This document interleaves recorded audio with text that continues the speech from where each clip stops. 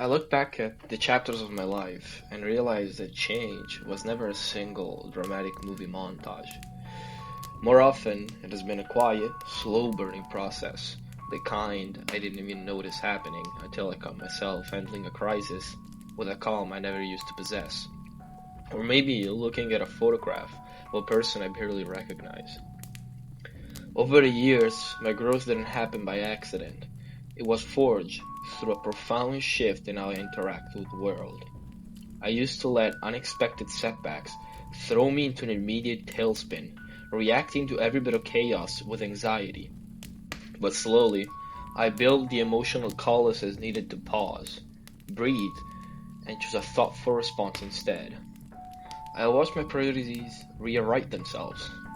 The things that used to keep me up at night, seeking everyone's approval, fitting into specific boxes, and sweating the small stuff, gradually lost their grip on me.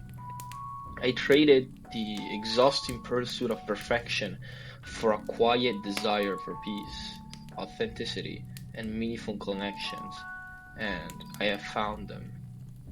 Perhaps the biggest change of all has been the way I talk to myself.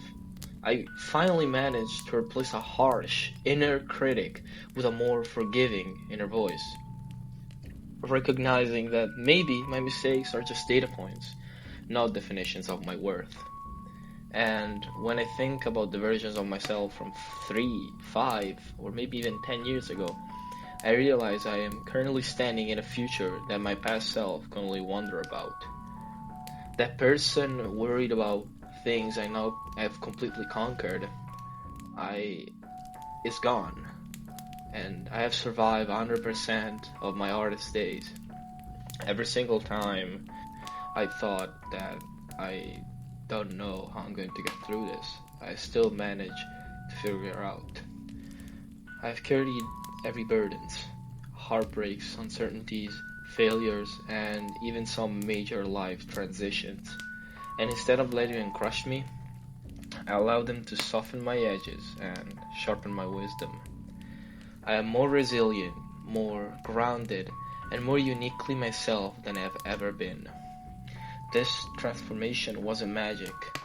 I built this version of myself brick by brick through the friction of discomfort. And I learned that growth and comfort cannot coexist. And I changed because I was willing, or maybe sometimes even forced, to step into the unknown. And every time I stayed in a room where I felt out of my depth, or took a risk despite being afraid, I expanded my boundaries. I changed.